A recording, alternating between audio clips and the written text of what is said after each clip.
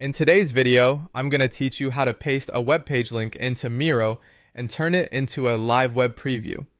This is a quick and useful workflow if you want to bring online content directly onto your Miro board without taking screenshots or switching back and forth between tabs. A live web preview lets you keep the original page connected to your board, which can make collaboration and reference much easier. To begin, go to the web page you want to use in Chrome and copy the full URL from the address bar. Make sure you're copying the correct page, especially if you have multiple tabs open or if the site has similar looking pages. The goal here is to grab the exact link for the content you want to display inside Miro. Once the link has been copied, open your Miro board in Chrome. It helps to have the board already loaded and ready so the paste action works smoothly.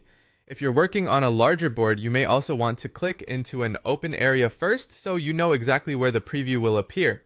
Next, paste the link directly onto the board using Ctrl and V on Windows or Command and V on Mac. As soon as you paste it, Miro will recognize that the content is a web page link and begin processing it automatically. You don't need to manually create a card or choose a separate embed option for this step. Now give Miro a moment to generate the interactive live web preview card. Depending on your internet connection and the page you're embedding, this may take a few seconds. Once it appears, you'll see the web page represented directly on the board as a preview, making it easier to reference and interact with during planning, reviews, or collaborative sessions. If the preview doesn't appear right away, just wait a little longer and avoid pasting the same link repeatedly since that can clutter the board.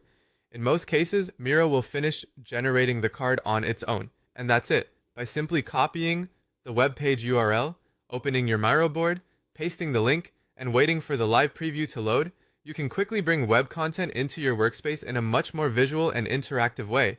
This is a simple feature, but it can save time and make your board more useful for everyone involved.